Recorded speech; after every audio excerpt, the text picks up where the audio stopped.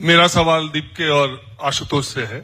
आप दोनों आम आदमी पार्टी में रहे हैं, ये स्वीकार भी करते हैं, बहुत लोग कहते हैं ये दोनों आप ही हैं। तो मैं ये जानना चाहता हूं कि आम आदमी पार्टी देश की अकेली ऐसी पार्टी है जिसके सबसे ज्यादा संस्थापक सदस्य उस पार्टी को छोड़ के चले गए क्योंकि वो अपने उसूलों से भटक गए या उनके नेता भटक गए, ऐसा आरोप उन्होंने लगाया। आप दोनों क्यों छोड़ के चले गए? आप भी ऐसा मानते हैं कि वो भटक गई थी इसलिए आप चले गए? पहला सवाल। दूसरा सवाल इससे जुड़ा ये है कि बहुत सारे लोग देश में, जब आप लोग दोनों बातें करते हैं तीनों, तो ऐसा लगता है जैसे 15-16 साल पहले अरविंद केजरीवाल बोल रहे हो। तो बहुत सारे लोग ये मानते हैं कि आम आदमी पार्टी का ग्राफ जैसे नीचे आया है तो उन्होंने कुछ पुराने आपियों को आगे किया अपने रिवाइवल प्रोग्राम के तहत। तो ये दोनों सवाल आप दोनों से है, इसका जवाब दीजिएगा। और अभिजीत, आपसे एक सवाल ये है, बोस्टन यूनिवर्सिटी में पढ़ने वाला एक स्टूडेंट सोशल मीडिया पर कॉकरोच जनता पार्टी बनाता है और इंडिया आने का फैसला करता है, एयरपोर्ट पे उतरता है तो उसके लिए सिक्योरिटी सरकार लगाती है, और जिस जंतर मंतर पर बड़े बड़े ऑर्गेनाइजेशंस को सरकार के विरोध में प्रदर्शन की अनुमति नहीं दी जाती, या दी जाती है तो कुछ घंटों की दी जाती है, और आपको पूरा वेलकम दिया जाता है। आप जंतर मंतर पर आके बैठते हो, पूरा तंबू कनात लगाते हो, लगातार धरना देते जाते हो। तो बहुत सारे लोग ऐसा मानते हैं कि ये कुछ और मुद्दों से भटकाने के लिए आपको लाया गया था, ठीक उसी तरह जैसे अन्ना को लाया गया। तो अन्ना को जैसे उधर लाया गया, आपने सोनम वांगचुक को इधर लाए। अब कहां गए सोनम वांगचुक? वैसे ही जैसे अन्ना गए केजरीवाल से। इन सब सवालों पर जरा क्लियर कीजिए। सर बस एक चीज है, आपने 3 सवाल पूछे तो शायद मुझे याद नहीं रह सकता है क्योंकि मुझे आदत नहीं है। दोहरा दूंगा, एक एक करके ले लेते हैं। नहीं, पहला आपका ये क्वेश्चन था कि मैंने आम आदमी पार्टी क्यों छोड़ी।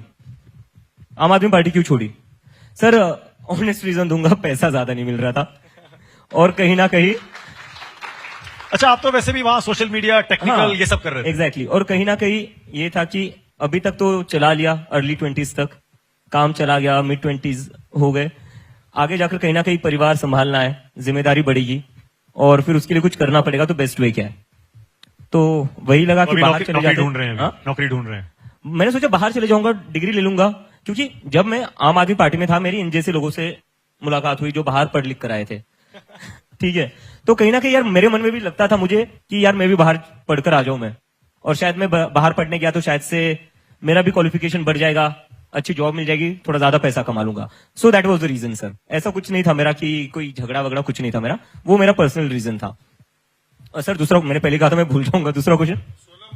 हाँ, वो दूसरी आपकी तुलना अरविंद केजरीवाल जैसे अन्ना गए, अब वो रालेगंज सिद्धि चले गए, उसके बाद उस आंदोलन के बाद वो दिखते ही नहीं, वैसे ही सोनम वांगचुक चले गए, आप लोग अलग एक लेके निकल गए। नहीं सर, बिल्कुल अलग नहीं है। सोनम सर हमारे मेंटर है, उनसे हम गाइडेंस लेते रहेंगे। अभी वो रिकवर कर रहे हैं और हम लोग भी थोड़ा रिकवरी कर रहे थे। मुझे तो टाइफाइड हो रखा था, तो और ये बाकी ये तो पीटी रहा है।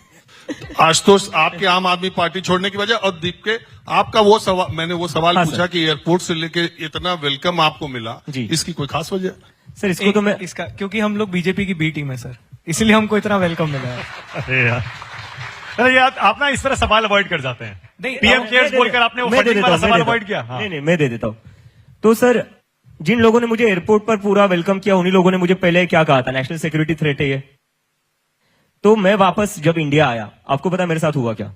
ये अभी तक स्टोरी कहीं बाहर नहीं आई है क्योंकि ये कभी पूछा नहीं गया कि हुआ क्या एयरपोर्ट पर। मैं एयरपोर्ट पर आता हूँ, एयरपोर्ट फ्लाइट के अंदर एक स्टाफ आता है, कहते अभिजीत दीपके। मैंने बोला यस, कहते चलिए साथ में। मैंने बोला हो गया, तिहाड़ चलना है अब यहाँ से। तो मैंने बोला कि सर एक बता सकते हो कहाँ लेकर जाओगे, लाइक घर पर फोन करके बताना है। तो कहते नहीं सर, हम एयरवेज के स्टाफ से, एयरलाइंस के स्टाफ से, हम पुलिस वाले नहीं है। तो मैंने बोला अच्छा, तो फिर थोड़ा रिलीफ फील हुआ। तो फिर उसके बाद वो सारे मेरा इमिग्रेशन 5 मिनट में कर दिया उन्होंने। मैं भी सरप्राइज था सर, जब भी मैं इंडिया में आता था मुझे 1-1.5 घंटा लगता था इमिग्रेशन के लिए, उस दिन मेरा 5 मिनट में इमिग्रेशन करवा दिया इन लोगों ने। और फिर मुझे कॉर्नर में जो रूम था वहां लेकर गए जहां थे 10-15 पुलिस ऑफिसर्स।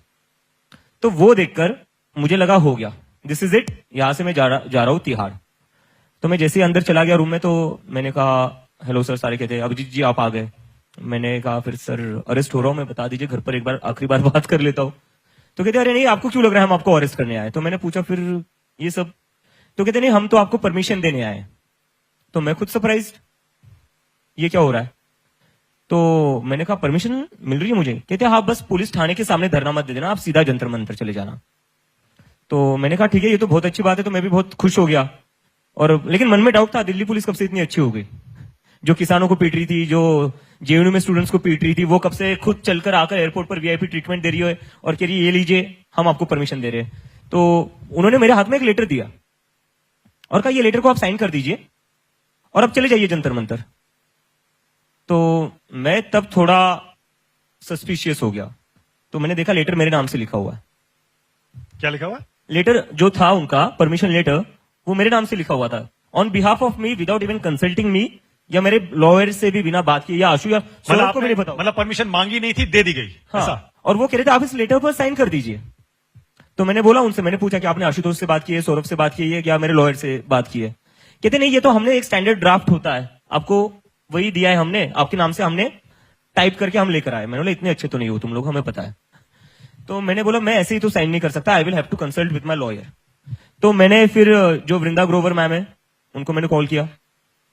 मैंने बोला मैम ये लेटर है, ये मुझे भेजा गया है, ये लोग कह रहे हैं इस पर साइन कर दो, मैं क्या करूं? जैसे ही उन्होंने वो लेटर पढ़ा, उन्होंने बोला बिल्कुल साइन मत करना, दिस इज अ ट्रैप। ये इस लेटर को लेकर ये तुम्हें परमिशन करने को अलाउ करेंगे, फिर उसके बाद वहां पर जो भी होता है इसमें क्लियर क्लॉजेस ऐसे डाले जिसके अंदर ये तुम्हारे ऊपर यूएपी या एनएसए लगा सकते हैं। तो फिर मैंने बोला व्हाट शुड आई डू? तो उन्होंने कहा तुम एक अलग से हैंड रिटन लेटर लिखो और वहां पर मैं जो डिक्टेट कर रही हूं वही लिखो। So that's what I did sir. मैंने वही करा। फिर जो मुझे मैम ने बोला मैंने वही लिखकर पुलिस को दिया और मैंने बोला सर इस पर मुझे परमिशन दे दीजिए। कहते नहीं इस पर तो नहीं दे सकते हम थोड़ा एक हमारा स्टैंडर्ड फॉर्मेट रहता है उसके अकॉर्डिंग ही हम परमिशन दे सकते हैं। तो मैंने बोला लेकिन वो तो मैंने लिखा ही नहीं ना, वो मेरे से पूछकर थोड़ी ना लिखा है आपने, या मेरे लॉयर से थोड़ी ना पूछकर लिखा है। आप कुछ लिख कर दोगे, मैं कैसे कुछ भी साइन कर दूं? तो कहते नहीं स्टैंडर्ड ड्राफ्ट है, आप क्यों इतना डाउट कर रहे हो हम लोगों पर? हम तो चाहते हो आप प्रोटेस्ट करो। मैंने बोला अगर आप चाहते हो मैं प्रोटेस्ट करूं तो मैं जो लेटर लिखकर दे रहा हूं उसमें आपको परमिशन देने में दिक्कत क्या है? तो ये सब हुआ सर वहां पर। और फिर जब मैं पीछे हटा नहीं तो कहते रुको फिर हमें बात करनी पड़ेगी। तो साइड में जाकर कॉल्स कर रहे कि नहीं वो साइन करने को तैयार नहीं जो लेटर दे रहे, तो क्या करे? तो फिर वापस से आए, कहते कि आप जो लेटर दे रहे हो उस पर तो हम आपको परमिशन नहीं दे सकते। तो मैंने फिर बोला मिला नहीं मिला परमिशन? नहीं, फिर मैंने बोला ठीक है अरेस्ट कर लो। फिर मैंने बोला अगर आपको ऐसे ही खेलना है then just put me in jail ना, ये क्यों मतलब नहीं, मैं ये पूछ रहा हूँ उसके बाद जो फिर प्रोटेस्ट नहीं, हुआ। उसके बाद मुझे परमिशन मिली उनकी और उसमें भी ये कर दिया कि मेरा फोन नंबर लिख कर दिया, जो लेटर मैंने दिया था साइन करके उस पर कहा कि आपका फोन नंबर लिखो, और वही फोन नंबर उन्होंने सोशल मीडिया पर डाल दिया दिल्ली पुलिस के हैंडल से। उसके बाद में मुझे कह रहे इमीडिएटली बाहर निकलो एयरपोर्ट से। मैंने बोला मुझे लग रहा था कि इमिग्रेशन के लिए 1-1.5 घंटा लगेगा, तो मैंने जो आशु है मैंने उसको बोला था कि 9-9:30 बजे मुझे पिक करने आना। अभी 8 बज रहे, मैं बाहर कहां जाऊंगा? मैं 1 साल बाद अपने देश में आ रहा हूं और ऐसी तो सिचुएशन। दिल्ली में कोई दोस्त नहीं था? नहीं, मैंने किसी को यार हर किसी को ये लग रहा था ये तो जेल जाने वाला है या इसको तो पकड़ने वाले। सो सारे लोग थोड़ा हेजिटेट कर रहे थे, ये रियलिटी है। तो मैंने बोला मैं ऐसे कैसे बाहर चले जाऊं? तो वहां पर फिर पुलिस वालों की और एयरलाइंस वालों की थोड़ी बहस हो गई। एयरलाइंस वाले भी कह रहे थे नहीं ही इज अवर कस्टमर, ये अभी बाहर नहीं जा सकता, बाहर बहुत ज्यादा लोग हैं, सो अभी हमारी रिस्पॉन्सिबिलिटी है जब तक ये एयरपोर्ट पर है। लेकिन पुलिस वाले कह रहे नहीं आपको तुरंत बाहर निकलना पड़ेगा। मैंने कहा जब तक आशुतोष मुझे लेने नहीं आता मैं बाहर नहीं जाऊंगा। तो फिर मुझे पूछा कौन सी गाड़ी में बताओ, तो मैंने गाड़ी का नंबर बता दिया। तो कहते क्यों नहीं आ पा रहा? ट्रैफिक में फंसा है। तो कहते अभी हम ट्रैफिक क्लियर करवा देते। ये चीज आशुतोष हाँ आप लेने गए थे? एग्जैक्टली। अच्छा आप गए थे? यस। आशुतोष और मेरा कजन आया था। तो उसके बाद इन लोगों ने बोला कि अच्छा नहीं कोई बात नहीं, हम उनकी ट्रैफिक क्लियर करवा देते ताकि वो जल्दी आ पाए। तो मैंने बोला ठीक है बुला लीजिए। और बाद में मैं देखता क्या हूं ट्विटर खोलकर अभिजीत दीपके ने मांगी वीआईपी ट्रीटमेंट। अच्छा मैं ट्विटर खोल रहा हूँ, थोपी गई थी वो सिक्योरिटी। आपके चैनल पर चल रहा था सोर्सेस के थ्रू अभिजीत दीपके ने, और कई सारे मीडिया चैनल्स चला रहे थे क्योंकि आप लोगों को आइडिया नहीं था। मैं ऐसा कि मुझे आप एयरपोर्ट से हकालने पर लगे हुए कि जल्दी से पहुंच जा तू जंतर मंतर, और खुद ही बोल रहे हो कि नहीं जो ट्रैफिक में गाड़ी फंसी आपकी हम वो निकाल देते हैं जो आपके दोस्त आपको लेने आने वाले। और दूसरी जगह आप खुद न्यूज प्लांट करवा रहे हो अभिजीत दीपके ने मांगी एयरपोर्ट पर वीआईपी ट्रीटमेंट। और बाद में मैंने बात करी वृंदा ग्रोवर से, न्यूज चली वृंदा करात से बात करी, ये तो लेफ्टिस्ट है। तो ये सरकार ये सारी हरकतें कर रही थी उस दिन भी।